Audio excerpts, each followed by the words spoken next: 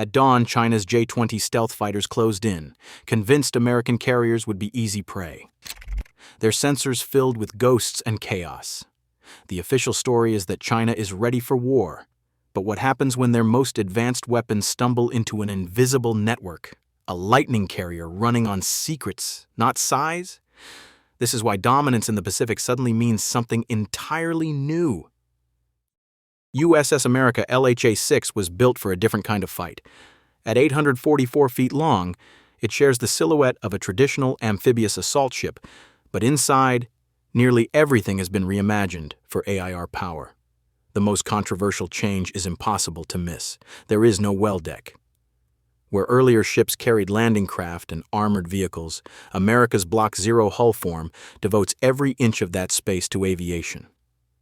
The result is a floating air base with room for 1.3 million gallons of JP-5 aviation fuel and racks of precision-guided bombs, all dedicated to feeding a relentless tempo of F-35B operations. This design decision was not made lightly. Removing the well deck meant trading away the ability to launch amphibious assaults with traditional landing craft, but it opened up the hangar and magazines, making space for up to 20 35Bs to launch, recover, refuel, and rearm at a pace no other amphibious ship can match. The flight deck itself had to be engineered for a new era. Each square foot is coated with a metallic, thermal-resistant spray tough enough to withstand the vertical landing exhaust of the F-35B, which can reach 1,700 degrees Fahrenheit. Without this, the intense heat from repeated short takeoffs and vertical landings would warp steel and peel paint in hours. America's hull is not just a container for jets, it is a system built for sustained, high-intensity air operations. Expanded aviation fuel tanks, extra ordnance storage, and reinforced elevators all support a cycle where the next strike package is always ready before the last one lands. This is what makes the Lightning carrier concept possible, a ship that does not just survive in a contested zone but dominates it by keeping its air wing in the fight, sortie after sortie. On the flight deck, the F-35B is more than just a stealth fighter, it's a flying sensor hub. Its AN/APG-81 radar scans the airspace with thousands of electronically steered beams, mapping targets at distances that would have been unimaginable a generation ago. But this radar is only part of the story. The real leap comes from the way the F-35 blends its sensors into a single, silent picture of the battle space. The AN/AAQ-37 Distributed Aperture System, called DAS, is the fighter's set of 6 infrared cameras. Mounted across the airframe, they stitch together a seamless 360-degree heat map of the sky and sea. This isn't just for spotting enemy aircraft. DAS also tracks incoming missiles, pinpoints surface ships, and even follows the afterburner glow of jets flying just above the horizon. Every frame is processed in real time, feeding data into the F-35's fusion engine. Sensor fusion is the heart of the system. Instead of forcing pilots to juggle a dozen separate screens, the F-35's computers combine radar, infrared, and electronic signals into a single, unified display. The pilot sees only what matters: clean tracks, color-coded threats, and precise coordinates. This digital clarity allows the F-35 to operate with its own radar turned off, listening passively while still building a detailed map of enemy positions. This passive sensing is what makes the Lightning carrier so dangerous. Each jet becomes a node in a floating network, quietly sharing its picture with the others. The result is a web of silent eyes, always watching, always ready to pass a target to the next shooter in the chain. In this world, the first to see is the first to strike. A radar pulse travels at the speed of light, but it can be tricked by its own reflection.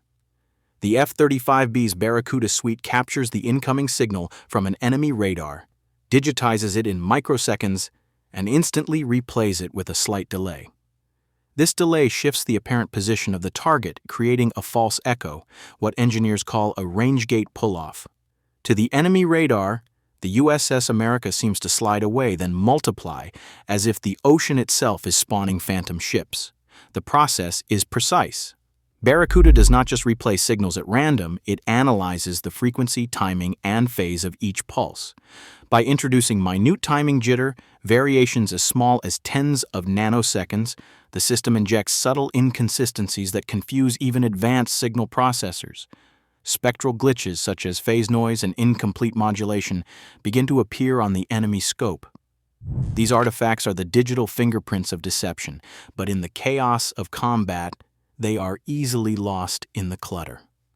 Modern AESA radars, like those on the J-20, are designed to spot fakes by checking for coherence and spectral purity. Yet when faced with a high-fidelity DRFM attack, even these systems can stumble. Ghosts flicker in and out, sometimes appearing closer or farther than reality, sometimes splitting into multiple returns.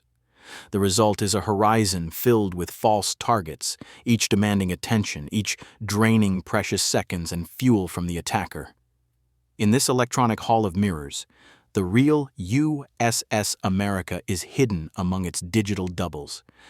For the pilots hunting it, every blip could be a trap, every clear shot a mirage.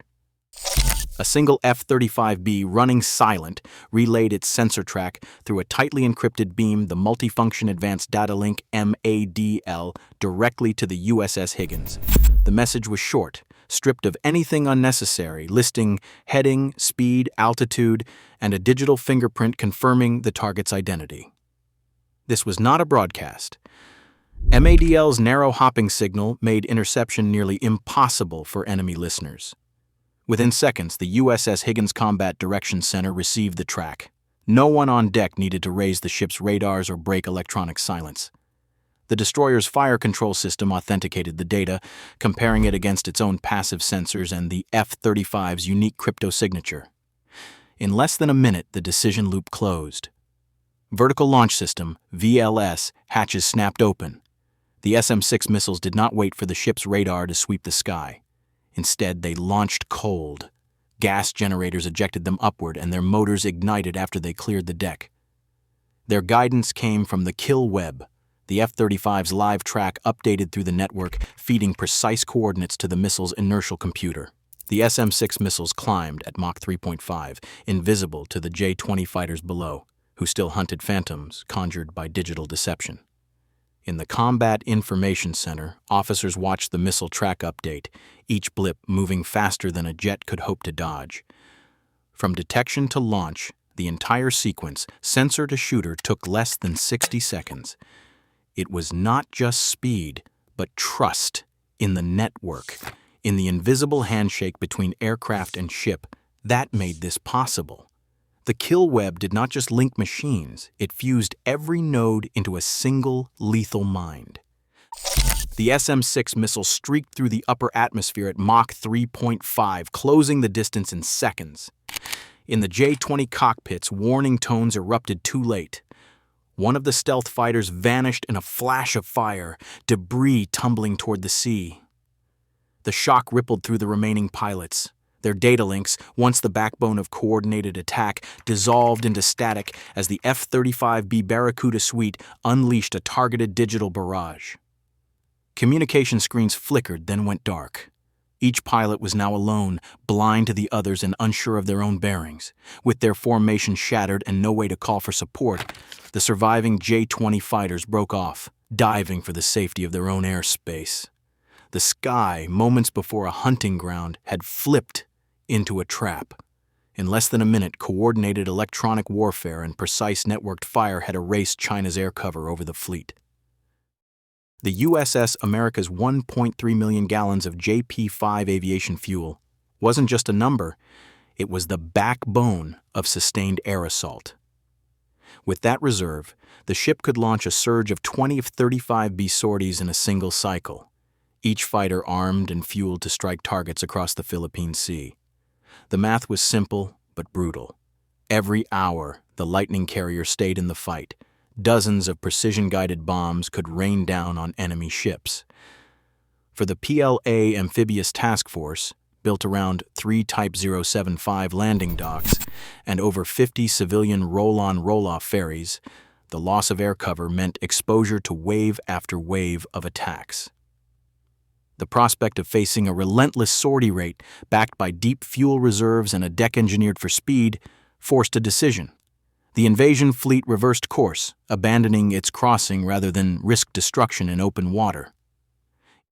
In today's Indo-Pacific, dominance isn't about firepower, it's about networks. As both sides race to master digital warfare, a single software update can shift the balance. The next conflict may be decided not by missiles but by code. The real battlefield is already online. What do you think?